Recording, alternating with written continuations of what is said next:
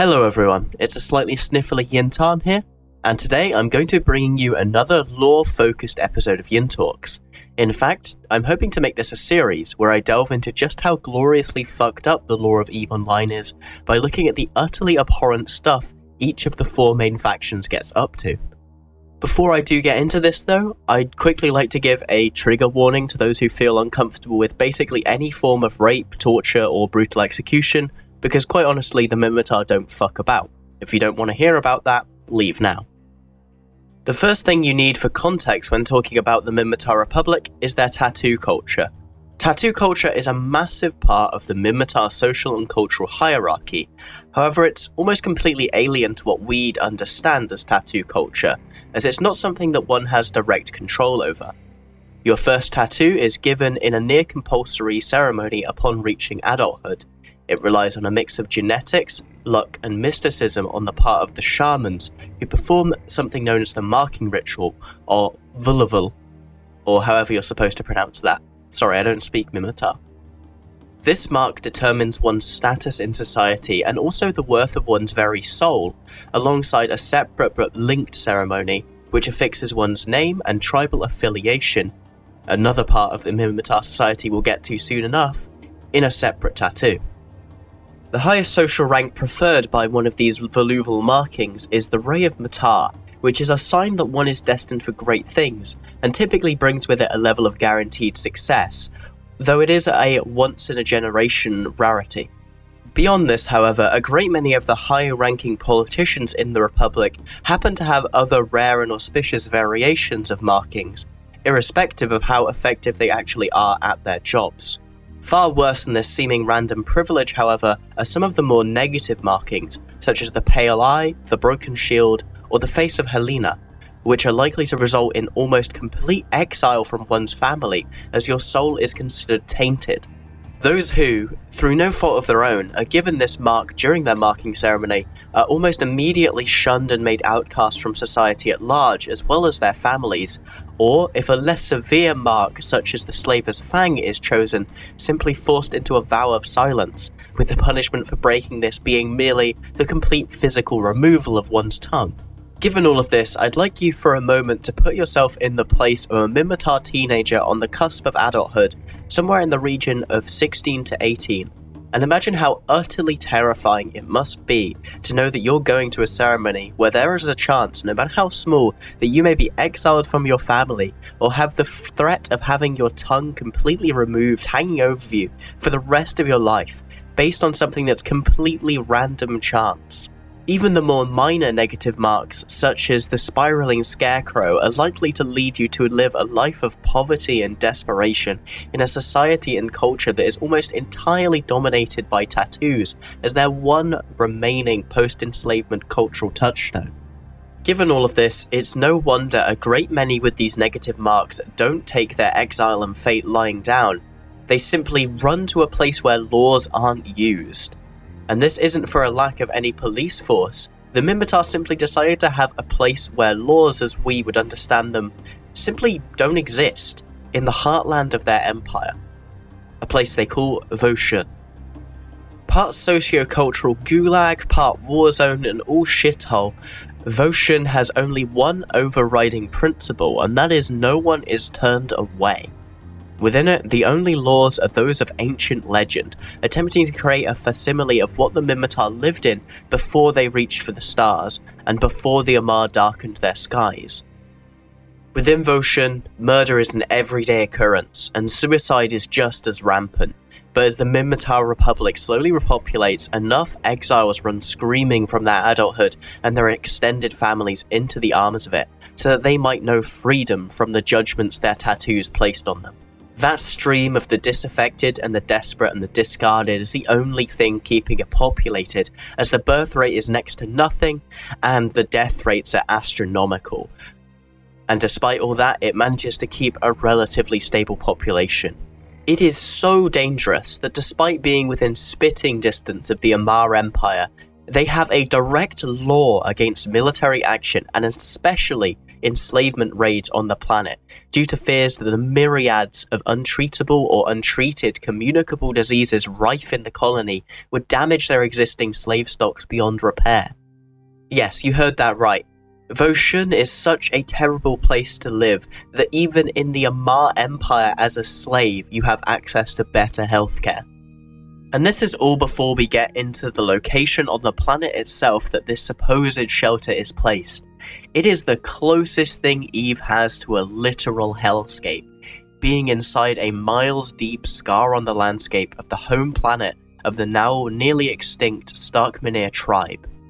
A grand orbital strike having shattered the tectonic plate, floating in this gap between the sulfur volcanoes. A tiny fraction of a continent remains. It is hot, it is barren, the air is nearly deadly, and the only supplies provided are by piracy efforts or the charity of the Sisters of Eve. Life is beyond hard in Voshun. It is nigh impossible. Oh, and in the greatest irony of all, the name itself translates as Hidden Hope, just to lure in more new blood from all over the Republic to dry out on this burning rock, spilled by equally desperate souls as they fight to live. And all of this is considered to be the Minmatar ideal of freedom, a grand social experiment just as utterly abhorrent and unethical as the Amarr's human endurance program, just in the name of recreating Minmatar folklore instead of bastardized science.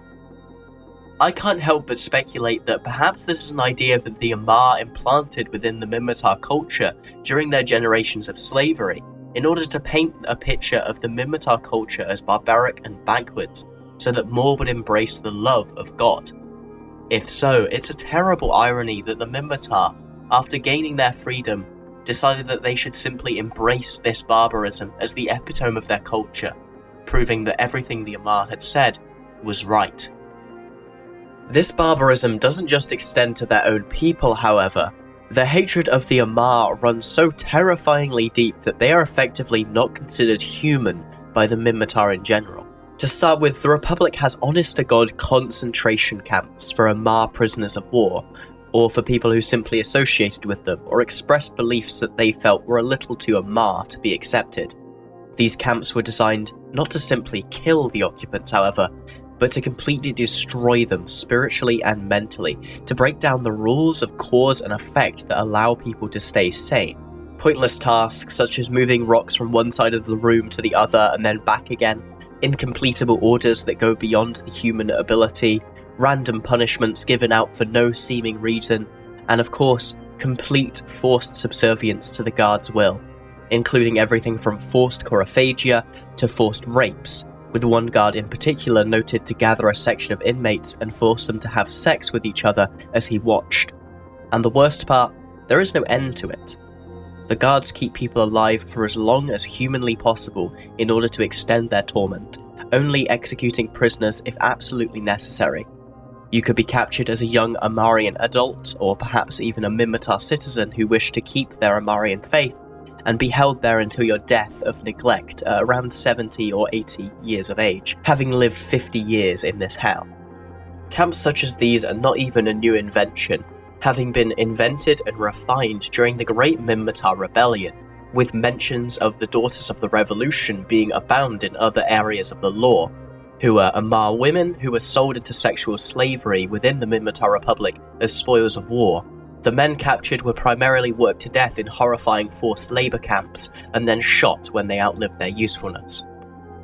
And all of this is before we get into the state-sponsored terrorism that the Minmatar seem to greatly enjoy participating in.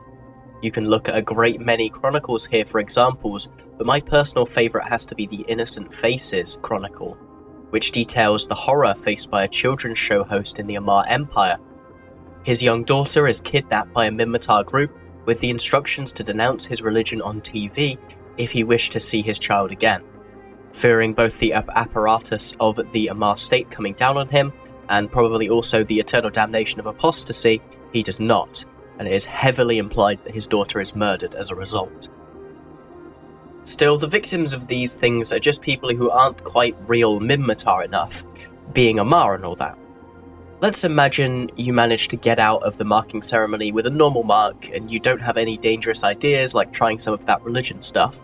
You're still going to be far from what our perspective would see as free. For a start, you're almost completely beholden to your extended family, with that being a core identifier added by the tattooing practices, along with your name and ethnic tribe. You'll be culturally expected to help every cousin, no matter how distant, as part of one's honour. This in and of itself is not a particularly awful system, except in how that cultural system is then regularly enforced with either forced exile or violence, should one's duty to help their extended family be shirked. This structure then builds up with other extended families, creating the vast ethnic-based collectives that form the tribalistic foundations of the fractious state of the Republic. This in and of itself is again less inherently terrifying, until one considers that this means that the police force for one's tribe are likely to be, in some grand way, related to you both culturally and via extended family ties. Any perceived crime you commit is likely to be against either another internal state, and therefore likely to have your police cover it up when they can, or an unforgivable sin against one's family. As such, police brutality in the Minmatar Republic is not just common, it is the default response. One famous tale from the frigates of Eve is that during the repurposing of the Shamrock into the Republic Fleet Firetail, the plans were sold to the Amarr by engineers, who were then welded to the wings of the ship and flown into the void. The sole survivor of this adventure was then beaten to death after landing. Thanks to all of this heavy-handed justice, the murder rate per capita in the Republic is only 5 times higher than that of the United States, and around 80% of that of the city of Chicago. Even if you avoid being simply beaten to death, I wouldn't exactly expect a thorough investigation. For example, the accused killer of Karin Midula, the previous Prime Minister of the Minmatar Republic, was given to the Republic by the Federation following their own trial on the matter and the Coyel incident, and despite the intense scrutiny placed on the Republic as the result of this, gave him what could barely be described as a sham trial, with the judge sentencing him rather quickly to execution despite a complete lack of defense counsel, simply being paraded in front of those he supposedly hurt and then brutally executed publicly. No wonder such a huge amount of the Matari immigrate to the Galante Federation, although that's a subject in and of itself and something we'll cover in the Galante episode of this series if we get there. Still, let's imagine you get a nice shiny tattoo that marks you out for great things, and you end up getting a nice cushy political position. Things are looking up, right? You have plenty of guards to let the whole being beaten to death over an accusation thing not really stand, enough clout to probably get you an actual trial. Turns out even this isn't enough to protect you, as was seen in the incredibly public political purges the Republic underwent prior to the kicking off of what we now know as faction warfare, which would honestly have made Stalin proud. Every Minmatar politician with ties to the Amarr was, without trial, summarily executed within their equivalent to a Senate meeting by the tribal elders and those loyal to them. And then, a few years later, they simply just gave up on democracy as a whole, making the Sanmatar, the tribal chief, a lifetime position and abolishing the prime ministry altogether, moving to a chieftain-based system of government, to be more Minmatar.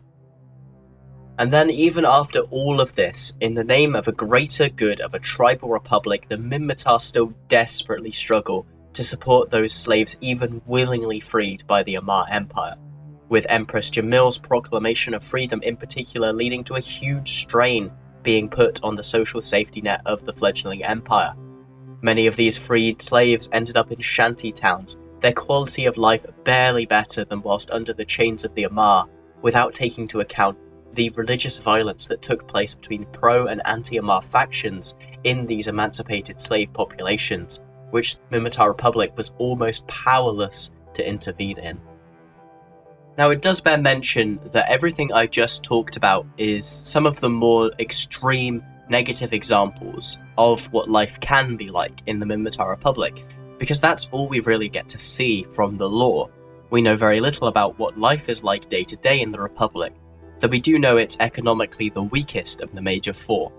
Hopefully one day I'll be able to give a lower to the ground kind of look at what being a normal dude in the Republic is like, and why it sucks. Still, I really hope that this has helped to show that there fundamentally aren't any good guys in the EVE lore. There's just shades of grey and where you want to stand within them. If you like this kind of more of a deep dive into the lore, or you have suggestions of things that I miss, please put them in the comments below. But until next time, fly smart, and remember, we come for our people.